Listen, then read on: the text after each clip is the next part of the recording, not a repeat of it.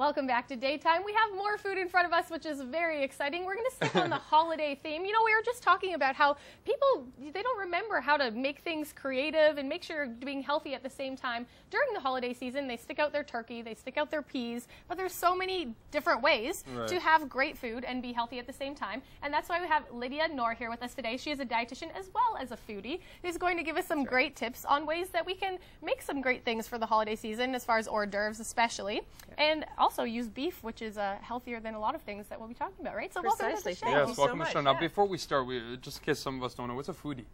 Well, just somebody who loves food. Okay, there you go. So we're foodies. I'm a foodie then, for sure. Okay, I just want to be like, am I a foodie too? And enjoying the experience of cooking and creating and indulging in food. Yeah, that's awesome. So how do you make sure that you're still keeping the great taste, but you're still touching the healthy aspect of it? You know what, it really comes down to experimenting with different flavors. Right. So what I thought I would do for you folks today is talk about holiday hors d'oeuvres. You know, now that Halloween's over, we're around the corner from Christmas time, and we know that we're going to start, you know, and all of those deep fried and phyllo-filled pastries and all kinds of things. Yeah. And it's really hard. I know that I always pay special mind to what I eat over the holiday season because, you know what, it's very easy to let yourself go. Oh, it's so easy. So what I thought I would do with you today is share a couple of Ontario beef recipes, because that's why we're here today, to talk about Ontario beef. Right? Absolutely. There you go.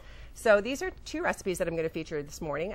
First, we're going to do one that taps into a little bit of our multiculturalism that we have in Ontario as well. We love, you know, we love to sort of tap into different recipes, different flavors. So this is a Japanese recipe using Ontario beef, and they're called maki rolls. So it's sort of like a spoof on a sushi. Awesome. But instead of the nori leaf, you're using your beef as your outside, and then you're filling it with some great tasting vegetables, and then seasoning it with some different spices. And that's really how you get that flavor profile, you get the nutrition, you get the satisfaction, the satiety, because it's beef, it's full of protein and all.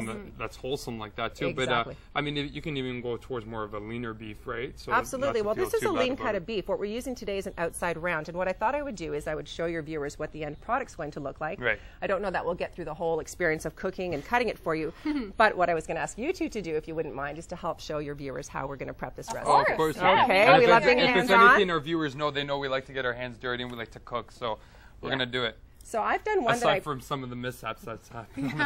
You know what? That to me is part of the experience of cooking. It is. It's so much fun. You know what? It's about making a mess, getting your hands dirty, enjoying it, and you know what? The more you do it, the more comfortable you become. And you know, I prepped these recipes a few times before I got them to look like that. One time we had a chef come on and the blender went crazy and it went all over. It exploded all over me. I was pretty orange. That's why we have our wet wipes. Yes, it was so much fun to watch. Anyway, so what we do is we start with a piece of outside round, a nice thin piece of meat. Brittany's got that there. She's going to be doing our prep, but first we've got 3 key ingredients that we put inside of these rolls, and that is green onion, red pepper, and mango. So you're putting in the middle of it? In the middle. We're going to wrap it up. So the way you kind of have your rice inside of your sushi roll, this is our filling. That's an interesting combo. I wouldn't think to put peppers and mango with onion. Yeah, I know. Yeah. Especially with the beef, right? The mango and beef. That sounds pretty good, though. Yeah. So what I want to do, and I'm going to put you to the test, and I'm going to help you out here, though, Christopher, is how to cut a mango. Nobody knows how to cut a mango. It's going to be tough, right? Yes. So what we do is we grab a mango, and obviously with other fruits, you know, same deal. You just want to get something that's a little bit malleable, so you know that it's not rock hard when you cut through it. And I'm gonna start this for you. I've been to Cuba, and I know they love mangoes there, so I've seen them kind of eat them. So let me see if I can remember how to. Okay, well, what we've got is we've got a really thick seed in the middle of a mango. Right. Right. So we cut off what we call the cheeks. Okay, so you're gonna take one cheek in hand. And I'm gonna take the other cheek. Deal. All right. I don't know when a mango's ripe. Do you smell it? Is it the smell? You know what? You feel it. Too, you feel it. Yeah, it's got a little bit of just sort of softness to it. Yeah. So what we're gonna do is just score it like this. All right. This guy's really ripe, actually. Yes, it is. All right. So Please don't stab your hand. Don't go right through. You don't want to go right through. It's nice and juicy. It's nice and juicy. And what we're going to do is just scoop it out, and then we've got these beautiful long pieces of mango that resemble the pieces of onion and the pepper. Wow, that was so easy. How easy was that? Now you're on. Okay. All right. So what we're going to get you to do, Brittany, is you're going to take just one or two pieces of mango, a piece of onion, a piece of pepper, and lay them across the top of your beef. All right. Okay.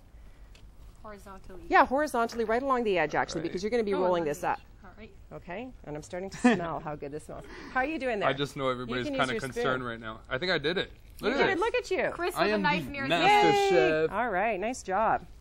All right. Good job. Okay, so the reason that we want to incorporate these flavors with the beef, it just lends a really nice flavor to the beef. And again, you know, we want to keep it healthy, but keep their flavor profile really high.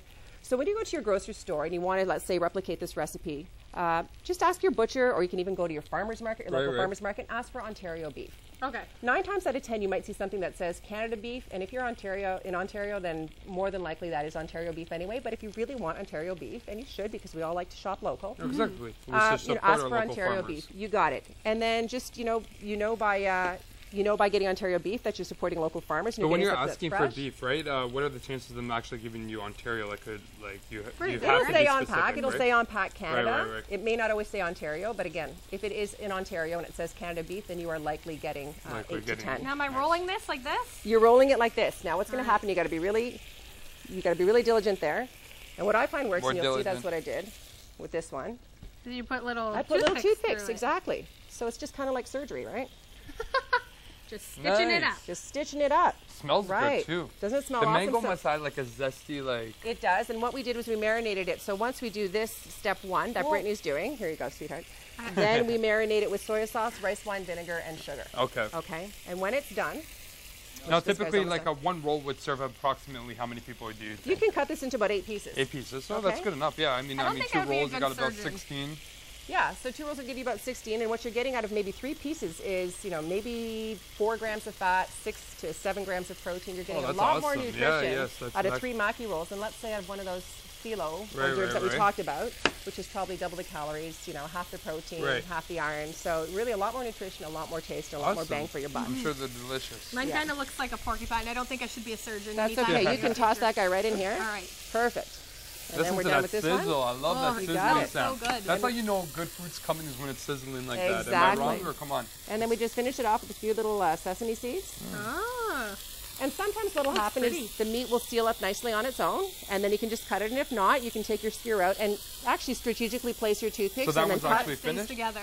That one's going to be finished. We'll just let it cool. Let it cool, cut it off, and then you're ready to present. You're ready to present up here. Exactly. So you put a toothpick through every single one. That's smart because then they can pick it up as well like that, right? Exactly. And it just helps keep it together. Right. Multi-purpose. Multi-purpose, exactly. And it's something like this essentially doesn't take too long to create. I mean, you're getting something tasty, that's healthy in a sense as well, right? You said only, 3 grams of fat per 3 pieces? 3 to 4 grams of fat. I have my cheat sheet somewhere, but yeah, it's about 4 grams of fat. What I do know for a fact is it's half of what you would get from, let's say, 2 pieces of an hors d'oeuvre that has phyllo. Right. 3 pieces of this would give you half the fake stuff too. Like a lot of those hors d'oeuvres. Yeah, I never knew phyllo was so bad for you. Well, yeah, and especially a lot of boxed hors d'oeuvres. Like depending on what you're buying, they're not necessarily you don't even know what's in that. Exactly. Right. Exactly. So something like this, 4 major ingredients. Yeah. It's all fresh ingredients, and that's basically it. Sounds good. So it smells delicious in the studio. I'm telling you.